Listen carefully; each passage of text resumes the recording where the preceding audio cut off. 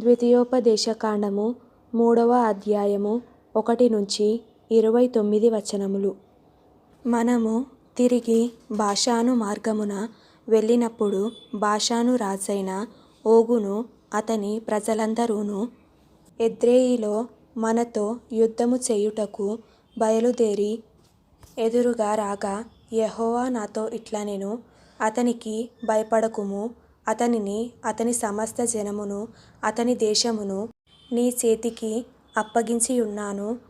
హెష్బోనులో నివసించిన అమోరీయుల రాజైన సీహోనుకు చేసినట్లు ఇతనికిని చేయవలెనని చెప్పెను.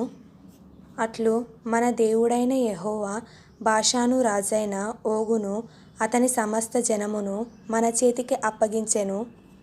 అతనికి శేషమేమియూ లేకుండా అతనిని హతము చేసితిమి. ఆ కాలమున అతని పురములన్నిటినీ పట్టుకొంటిమి. వారి పురములలో మనము పట్టుకొనని పురమొక్కటియూ లేదు. బాషానులో ఓగు రాజ్యమగు అర్గోబు ప్రదేశమందంతటనున్న 60 పురములను పట్టుకొంటిమి. ఆ పురములన్నీయు గొప్ప ప్రాకారములు, గవునులు, గడియలను గల దుర్గములు. అవియుగాక ప్రాకారము లేని పురములనేకములను పట్టుకొంటిమి. మనము హెష్బోను రాజైన సీహోనుకు చేసినట్లు వాటిని నిర్మూలము చేసితిమి. ప్రతి పురములోని స్త్రీ పురుషులను పిల్లలను నిర్మూలము చేసితిమి. వారి పశువులన్నిటినీ ఆ పురముల సొమ్మును దోపిడిగా తీసుకొంటిమి. ఆ కాలమున అర్నోను ఏరు మొదలుకొని హెర్మోను కొండ వరకు యొర్దాను అవతలనున్న దేశమును అమోరీయుల 2 రాజుల యొద్ద నుండి పట్టుకొంటిమి.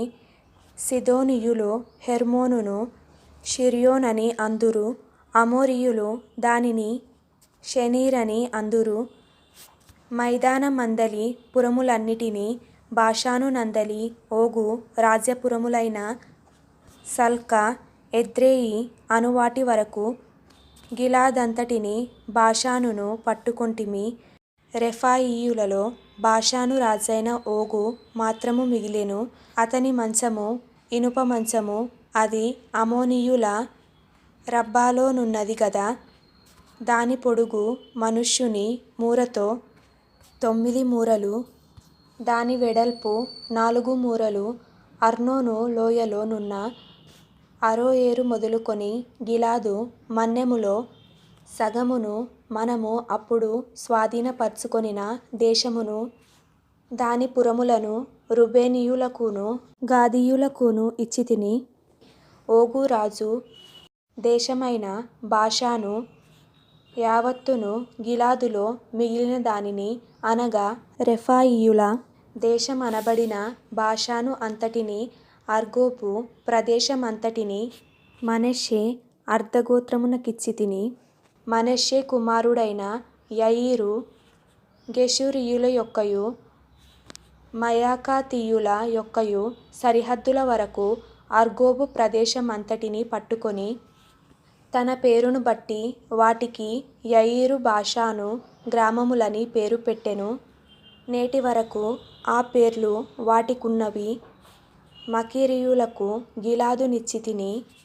గిలాదు మొదలుకొని అర్నోను లోయ మధ్య వరకును, యబ్బోకు నది వరకును, అమ్మోనీయుల పడమట సరిహద్దు వరకును, కిన్నెరెతు మొదలుకొని తూర్పు దిక్కున పిస్గా కొండ చరియల దిగువగా ఉప్పు సముద్రము అనబడిన అరాబా సముద్రము వరకును వ్యాపించియున్న అరాబా ప్రదేశమును, యొర్దాను లోయ మధ్య భూమిని రూబేనీయులకును గాదీయులకును ఇచ్చితిని.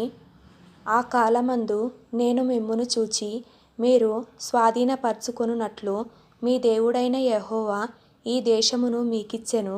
మీలో పరాక్రమవంతులందరూ యుద్ధ సన్నాదులై మీ సహోదరులగు ఇశ్రాయేలీయుల ముందర నది దాటవలెను.